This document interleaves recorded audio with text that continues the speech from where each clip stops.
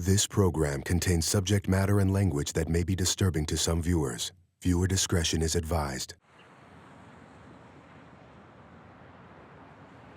My name is Michelle, and I'm 30 years old. Michelle, come and eat. Yeah, but when are you gonna do I it? come from a big Italian family. It's hectic at times. It is good, Mom. Came delicious. Chaotic, yes. Fun, yes. My sherbet. Yes, I'm very infatuated with myself. I don't really care what people think. That's my whole attitude, so don't like it, don't look at it. I'm addicted to methadone. I never realized how far this methadone clinic is. Before I go and get my methadone, I am very anxious. You're taking forever, Sammy. You know, my body's craving it.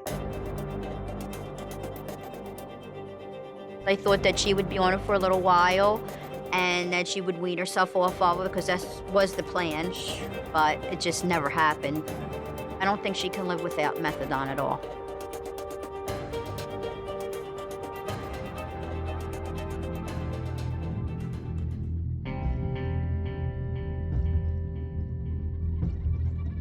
Xanax, it intensifies the feeling of methadone. When Michelle is high, she dozes off, standing up. Her eyes kind of roll back in her head, and her speech will be real slurred, and you can't understand her. She takes too much medicine and pills sometimes, and she just loses it. I've had guns pulled to my head. I've had knives to my throat. I've gotten into terrible fist fights. My friend, he came in the room and I was foaming at the mouth.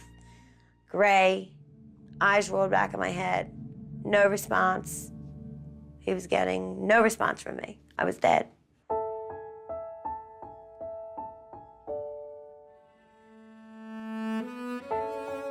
When Michelle was born, she was a cute baby. It was a huge deal. She changed everyone's life when she was born. Michelle was the first baby in our family in a long time, and everybody was really happy, especially Michelle's grandfather. She was his first granddaughter, and he was ecstatic over her. Michelle's mom, I'm not sure if she was prepared to be a parent. My daughter couldn't take care of Michelle. She didn't want to be a mother. When Michelle got sick, my mom would be caring for her, and my sister would just be sitting in her apartment. My mom, she was nowhere. I don't even remember my mom. I was happy taking my grandchildren into my home, knowing that they would be, you know, have more of a home life than what they had. My husband became a father image to Michelle. He was my dad. Michelle was very special to him. He brought her all over and bragged about her all over, and she was his pride and joy. I got straight A's. I was an achiever, you know. I was good at everything I did. My grandfather's expectations of Michelle were very high. She was very, very smart, and he knew that. He's old school, and that was the problem for me, because once I got in high school, my grandfather would follow me around, make sure I wouldn't go out and get in trouble or anything. I do think that my grandfather put too much pressure on her. She got a little bit more of an attitude on her, and she pushed her limits. One day, I tried it, and I just was like, yeah, this is the best. My grandfather just, at that point, he would not talk to me. And our relationship just shattered. I lost my grandfather, basically. The first line that I ever sniffed felt like somebody gave me this big kick on my ass. She went from being a perfectionist to pretty much just not caring.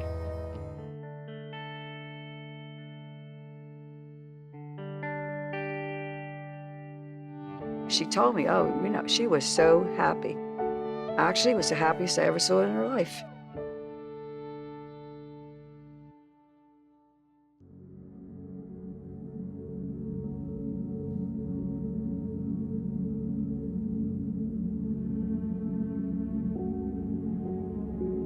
I remember just looking at Alyssa and the cops were holding her and she just looked like confused, like, where's my mommy going? And she was crying hysterical. I don't remember my mom when I was little. Then it got out of control. Her life, like, didn't seem to matter anymore. She was wrapped up in drugs. She started stripping, keeping all kind of hours at night. I don't want to know.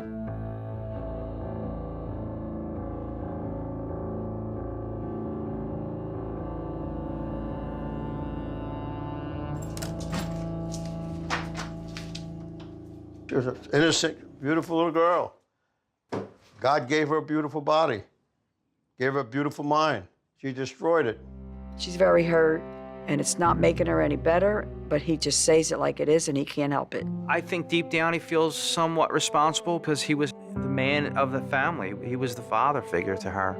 She stabbed me in the back. She turned out to be what I didn't want her to be. I met Sam, and we became really, like, good friends. It's definitely an odd, very odd relationship. It's not based on love, and it ain't based on nothing like that. It's strictly based on two things: You all right, Sam? sex and drugs. He's just a creep who picked up a girl, and a very vulnerable, mixed up girl. Sam knows that Michelle wouldn't be with him if she wasn't an addict. Alyssa, as she's getting older, she's realizing more and more that something's not right with Michelle and that she's not doing what she should be doing. Mom, I'll get out when you make me coffee. She really doesn't act like a mom. You should apologize. Go away. I think the way Alyssa is because of me, and that breaks my heart. My grandmom just says, your mom, she'll get better. But she keeps saying that and keeps saying that, but I don't know if it's gonna happen.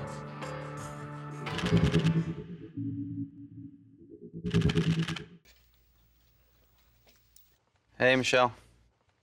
Relax, you're all right. It's all good. Just sit. You're good right there. Hi, my name's Candy Finnegan. I was asked to come here and help kind of facilitate a family meeting. And just sit for a second and listen to people, and then you'll have your say. Is that okay? I know you better than anybody in this place. All I want you to do is take care of yourself. So you take care of your own kids. Because grandmama and grandpapa ain't gonna be here forever. Do what you have to do.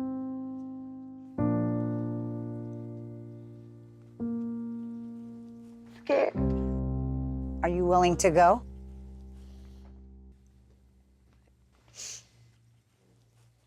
Yeah, Well, for God's sakes. sorry. You take care of yourself.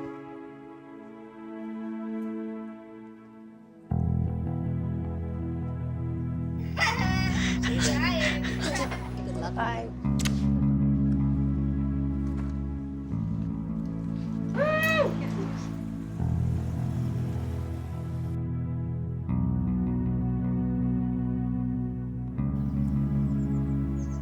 I've been clean 73 days today. It's just great to be alive.